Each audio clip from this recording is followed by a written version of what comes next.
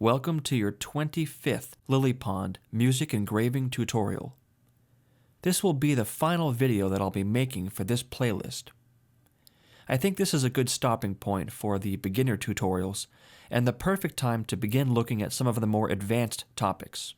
So if you've made it this far, then you should have a pretty comfortable understanding of the program, and you're probably eager to make some tweaks, polish up your score, maybe do some fine-tuning.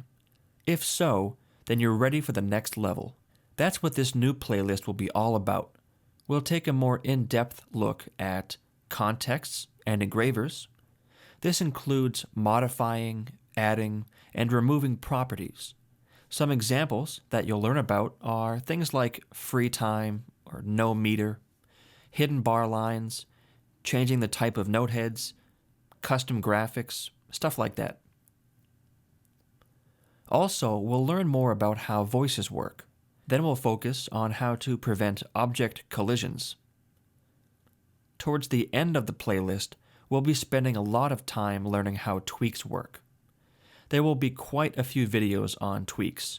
This includes topics like object placement, alignment, changing the appearance, all that good stuff.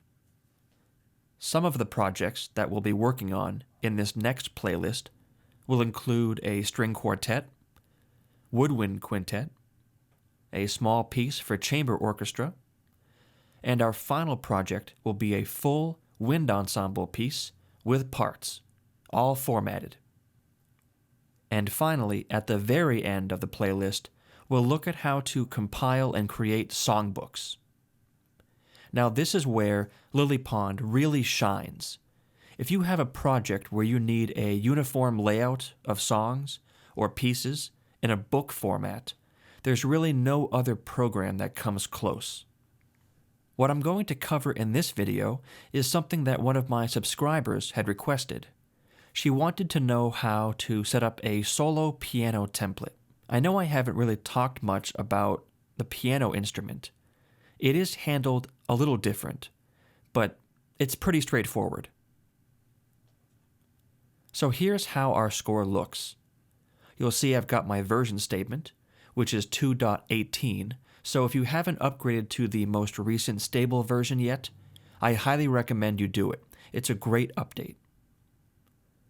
We have a header block with the title, composer, and I've hidden the tagline for this example. Next up, we have our variables. In order to set up a piano, you need to have one variable for the right hand and one for the left hand. You can call them whatever you want. For this example, I just used upper and lower.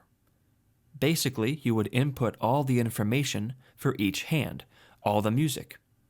Now you could use a global block, but for this example, I just put the clef and the key in each variable. Once you have all the music in your file, then you have to set up your score block. Now this is where things are a little different.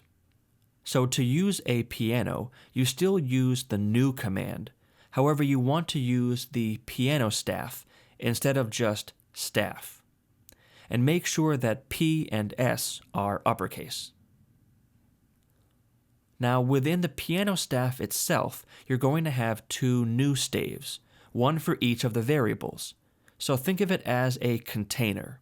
You have your right hand and your left hand together inside the new piano staff.